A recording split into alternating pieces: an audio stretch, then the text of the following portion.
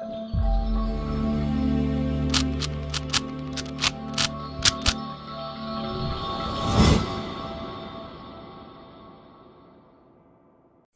Guys, I hope you like my videos. If you like my videos please like share and subscribe our channel. आज हम लोग class 12th maths chapter 11 three dimensional geometry की exercise 11.1 आपके साथ discuss करने जा रहे हैं। जैसा कि आप लोगों को पता है कि इस चैप्टर के जो एग्जांपल्स हैं और जो कंसेप्ट हैं वो आप एग्जांपल सीरीज में चेक कर सकते हैं। अलग से उसकी सेपरेट प्लेलिस्ट है, या अगर आप चाहें तो मैथ्स चैप्टर की जो पूरी प्लेलिस्ट है आपके पास 12th की, उसमें भी आप चेक कर सकते हैं। वो भी हमने पूरे तरीके से जो है सीक्वेंस वाइज जो है लगा दिया है। पहले एग्जांपल्स और कंसेप्ट एंड देन आपके पास एक्सरसाइज।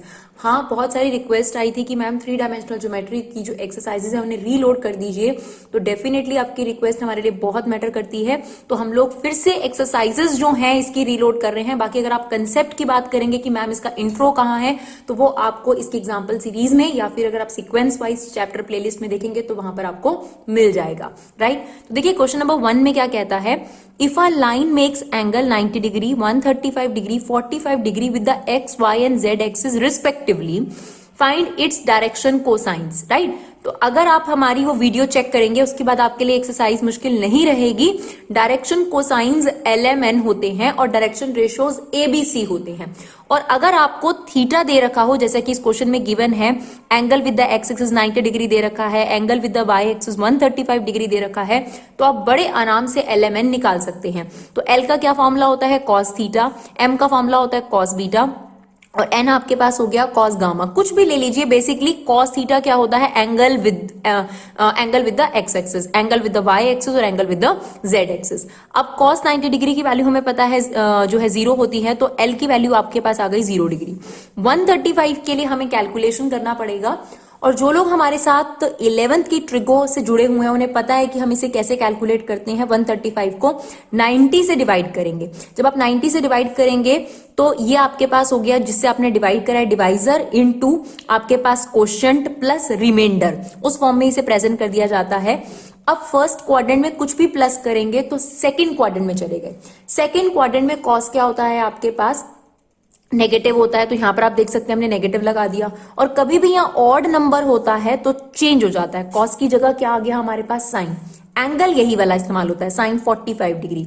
नाउ साइन 45 डिग्री की वैल्यू 1/√2, तो एल की वैल्यू हमारे पास 0 आ गई, एम की वैल्यू -1/√2 आ गई। और खैर एन जो है वो cos 45 डिग्री है, और cos 45 डिग्री की वैल्यू कितनी होगी, 1/√2। तो ये है आपके पास क्वेश्चन 1, जिसमें आपको angle with the X axis, Y axis और जेड एक्सिस दिया था और हमें LMN निकालना था। ठीक है जी, चलिए क्वेश्चन नंबर 2 देखते हैं। Find the direction cosines of a line which makes equal angle with the axis. देखिए हम बार बार आपको बोलेंगे कि एक्सरसाइज वाली वीडियो को देखने से पहले जो इसका इंट्रोडक्शन वीडियो है, जिसमें हमने कैसे कैसे आप डायरेक्शन कोसाइंस निकाल सकते हैं, वो सारे तरीके उस वीडियो में दिए हैं, तो आप उसे जरूर देखिए। उसके बाद ही आप इसे देखेंगे तो आपके लिए बहुत आसान हो जाएगा। तो आपसे क्या कहा गया है, फिर से आपसे डायरेक्शन कोसाइंस, क्योंकि जो ये पूरी एक्सरसाइज है इसका फोकस इसी बात पर है कि आपसे डिफरेंट तरीकों से डायरेक्शन कोसाइंस निकालने को बोला गया है। अब उसने कहा कि आपने डायरेक्शन कोसाइंस निकालने हैं अगर तीनों एक्सिस ने इक्वल एंगल बनाए हैं। इसका मतलब कॉस थीटा, कॉस बीटा और कॉस अल्फा इक्वल है, यही मतलब हुआ। ठीक है, कॉस थीटा कॉस बीटा अगर कॉस अल्फा के इक्वल है, दैट मीन्स LMN, तीनों चीजें आपस में इक्वल हो गई। एक चीज हम लोगों को पता है, जो हमने इस एक्सरसाइज में पहले ही आपको बताई है और वेक्टर चैप्टर में भी बताई थी, कि L2 M2 और N2 1 के इक्वल होता है। ये प्रॉपर्टी होती है। क्यों होती है, बिकॉज किसी भी वेक्टर को जब यूनिट वेक्टर में बदल दिया जाता है तो LMN निकल कर आते हैं। उसके जो कोफिशिएंट होते हैं ना, यूनिट वेक्टर के कोफिशिएंट, वो LMN होते हैं। और यूनिट वेक्टर कौन होता है, जिसका मैग्नीट्यूड 1 होता है। तो बेसिकली ये रिलेशन ऐसे आता है, square root of L2 M2 N2 equal to 1। तो वहां से ये रिलेशनशिप निकल कर आता है। अगर आपको रीजनिंग नहीं समझ आई तो आप ये चीज को याद भी रख सकते हैं कि ये रिलेशनशिप हमेशा LMN में होता है, L2 plus M2 plus N2 equal to 1। अब क्वेश्चन के अकॉर्डिंग हमें क्या दे रखा है, LMN तीनों इक्वल है, तो हम इन तीनों की जगह L लिख सकते हैं, तीनों की जगह M, तो हमने लिख दिया L2 equal to 1। This become 3L2 equal to 1। Now L को हमने यही छोड़ा 1/3, और जब हम स्क्वायर रूट लगाएंगे तो प्लस माइनस 1/√3, यानी हमारे पास LMN की जो वैल्यू, जो कि हमसे पूछा गया था डायरेक्शन कोसाइन, वो कितना आ गया, प्लस माइनस 1/√3।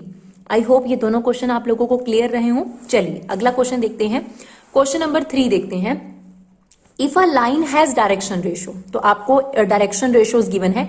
डायरेक्शन रेशियोज होते हैं ए बी सी, जैसा कि मैंने यहां लिखा है, और आपको कहते हैं डायरेक्शन कोसाइंस निकालो। तो देखिए सबसे पहले आप एक काम करिए, आपको डायरेक्शन रेशियो गिवन है, आप वेक्टर बना लीजिए -18i plus 2j minus 4k। अब आप किसी भी वेक्टर को जब यूनिट वेक्टर में कन्वर्ट कर देते हैं तो उसके जो कोफिशिएंट होते हैं वो आपके पास डायरेक्शन कोसाइंस होते हैं। तो कोई फॉर्मूला याद करने की जरूरत नहीं है, सिंपल सी बात है, डायरेक्शन रेशियोज गिवन है, डायरेक्शन रेशियो से वेक्टर बना लिया आई जे के लगाकर। अब हम इसको यूनिट वेक्टर में बदल देते हैं। तो यूनिट वेक्टर में बदलने का क्या फॉर्मूला होता है, वेक्टर को उसके मैग्नीट्यूड से क्या कर दिया जाता है, डिवाइड। तो ये रहा वेक्टर, और ये हम इसका निकाल रहे हैं मैग्नीट्यूड, दैट इज -18 का स्क्वायर प्लस 12 का स्क्वायर माइनस 4 का स्क्वायर। तो ये आपके पास सिंप्लीफाई कर आ गया डियर √484, जो स्क्वायर रूट से अगर बाहर निकाला जाए तो 22 हो जाएगा। तो ये कितना हो गया, -18/22i plus 12/22j minus 4/22k। अब इसे सिंप्लीफाई कर लेंगे तो ये आपके पास यूनिट वेक्टर बन गया। Now what is unit vector? Unit vector है, अगर आप इसका मैग्नीट्यूड निकालेंगे तो 1 आएगा। और हमेशा यूनिट वेक्टर के जो कोफिशिएंट होते हैं उन्हीं कोफिशिएंट्स को क्या बोला जाता है, डायरेक्शन कोसाइंस। यानी एल की वैल्यू आ गई -9/11, एम की वैल्यू आ गई 6/11 और एन की वैल्यू आ गई -2/11। चलिए फोर्थ क्वेश्चन देखते हैं इसका।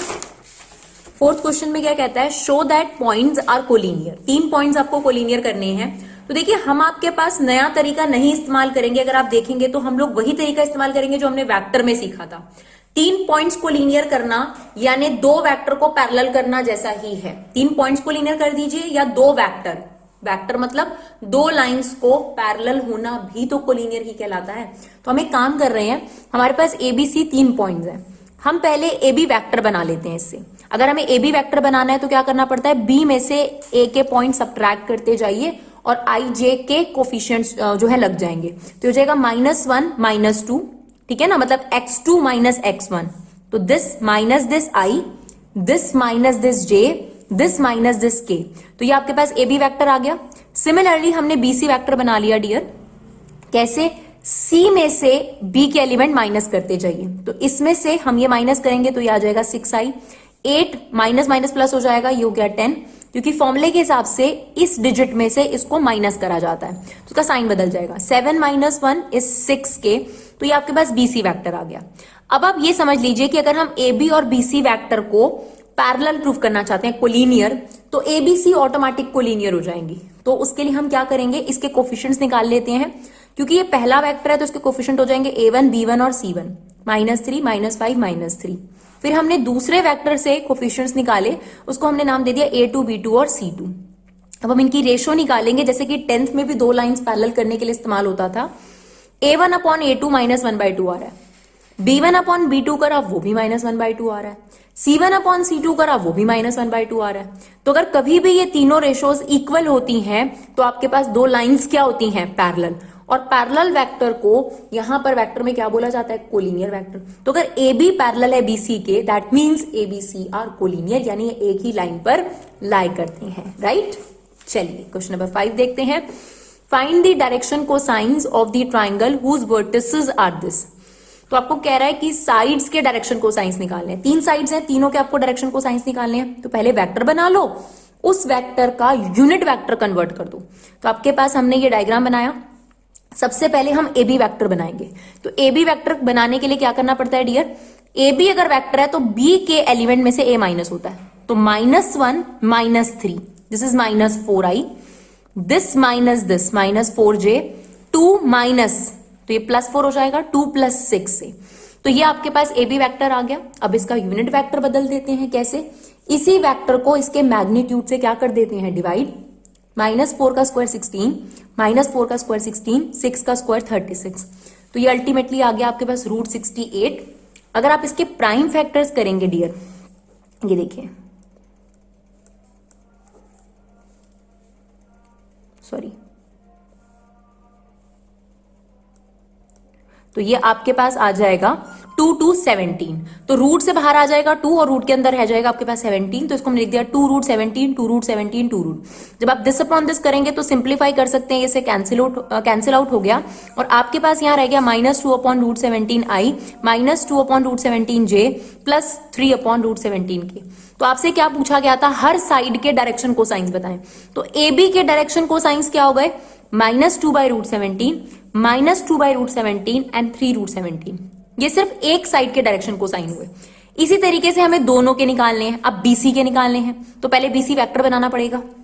अगर आप बीसी वेक्टर बनाएंगे तो सी में से बी के माइनस एलिमेंट करिए, -5 + 1 हो जाएगा ये, क्योंकि माइनस फॉर्मूले में लगा हुआ है। आई -5 - 1 -6j -2 -2 इट्स -4k। उसके बाद इसके मैग्नीट्यूड को हमने डिवाइड कर दिया, दैट इज ऑल्सो रूट 68 और रूट 68 हमने कैलकुलेट कर रखा है, 2 रूट 17 आएगा।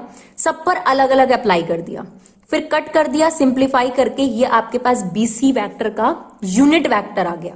और यूनिट वेक्टर के जो कोफिशिएंट्स होते हैं वो आपके पास क्या होते हैं, LMN।